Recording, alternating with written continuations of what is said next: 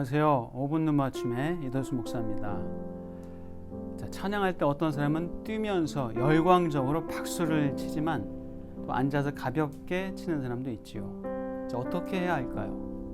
또 성찬식을 진행할 때 우리 교회에서는 한 분씩 나오면 담임 목사인 제가 빵을 뜯어주고 잔을 따라주는 방식으로 하는데, 또 어떤 교회는 떡과 잔을 성찬기에 담아 돌리면서 성찬을 합니다. 어떻게 해야 맞나요? 앞서 말한 것들이 맞고 틀리고의 중대한 원칙의 문제인가요? 아니면 선호의 문제인가요? 초대교회 당시 로마 교회에서도 고기를 먹느냐 먹지 않느냐의 문제로 심각한 다툼이 있었죠. 바울 사도는 그런 것들에 대하여 좋은 가르침을 주고 있습니다.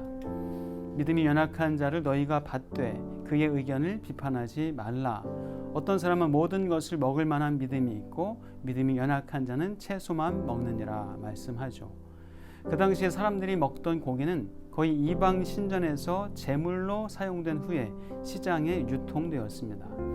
그런데 여기서 문제가 발생합니다. 우상에게 바쳐졌던 제물이므로 부정해져서 먹지 말아야 한다는 견해와 아무 의미도 없는 무력한 우상 앞에 놓여졌던 고기를 먹는다고 해롭거나 더러워지는 것이 아니라는 견해가 서로 갈등을 일으키게 된 것이죠. 사실 우상에게 바쳐졌던 고기일지라도 예수 믿는 사람에게는 그것이 전혀 문제될 것이 없습니다. 음식이 어떤 효력을 발휘해서 믿는 사람을 더럽고 악하게 하지 못합니다. 그러니 우상 앞에 놓여졌던 고기를 먹는다고 해롭게 되는 것이 아니죠.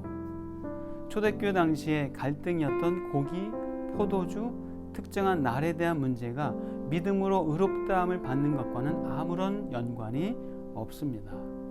베드로가 부정한 음식을 거부했지만 하나님께서 내가 깨끗하다고 한 음식을 네가 더럽다고 하지 말라 하신 3번의 환상 이야기가 있습니다. 또 손을 씻지 않고 먹는 예수님의 제자들에게 바리새인들과 서기관들이 부정하다고 할 때에 예수님이 하신 말씀도 기억나네요. 너희도 이렇게 깨달음이 없느냐? 무엇이든지 밖에서 들어가는 것이 능히 사람을 더럽게 하지 못함을 알지 못하느냐? 이는 마음으로 들어가지 아니하고 들어가 뒤로 나감이라. 이러므로 모든 음식물을 깨끗하다 하셨습니다. 그리스도인은 오직 예수 그리스도를 믿는 믿음으로 말미암아 구원받았습니다. 믿으시죠? 그렇지만 이제 막 그리스도인이 된 당시의 이방인들 중에서는 과거에 우상에게 고기를 바치면서 어떤 의식과 종교적인 마음을 가졌던 사람들이 있을 수 있죠. 그들이 얼마 전까지는 종교의식을 행하던 음식을 아무 거리낌 없이 먹는 것이 쉽지 않았을 것입니다. 습관이나 고정관념을 정리하는 데 있어서 준비와 시간이 필요하죠. 시간이 지나서 나중에는 의식하지 않고 고기를 먹을 수 있는 날도 분명 올 겁니다. 그런데 그들에게 왜 고기를 안 먹느냐? 구원과는 상관이 없는 것을 왜 먹지 않느냐? 당신이 복음을 믿느냐? 비판하고 비난해서는 안 되겠죠. 사도 바울이 이렇게 말합니다. 먹는 자는 먹지 않는 자를 업신여기지 말고 먹지 않는 자는 먹는 자를 비판하지 말라. 이는 하나님이 그를 받으셨음이라. 그렇습니다. 하나님이 받아주신 사람을 우리가 거부해서는 안 됩니다. 하나님이 정죄하지 않은 사람을 우리가 정죄해서도 안 됩니다. 파티에 허름한 옷을 입고 참석한 사람일지라도 주인이 초청했다면 누구도 쫓아낼 수 없습니다.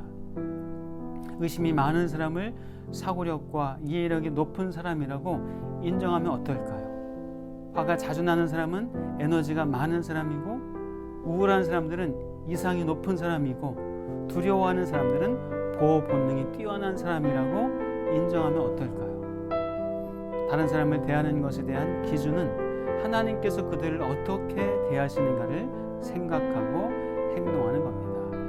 이것은 대접받고 싶은 대로 다른 사람을 대접하라는 황금률보다 더 좋은 원칙이 될 수 있습니다. 실상 우리는 다른 사람을 제대로 판단하거나 평가할 수 있는 능력도 자격도 없습니다. 그러므로 남을 판단하는 사람아, 누구를 막론하고 네가 핑계하지 못할 것은 남을 판단하는 것으로 네가 너를 정죄함이니 판단하는 네가 같은 일을 행함이니라 말씀합니다. 그 사람을 하나님의 마음으로 바라보면 어떨까요? 그럼 그 사람의 불완전함과 한계를 받아들일 수 있게 됩니다. 우리도 또 그 사람도 하나님께서 받아들여 주신 하나님의 백성입니다. 사랑합니다.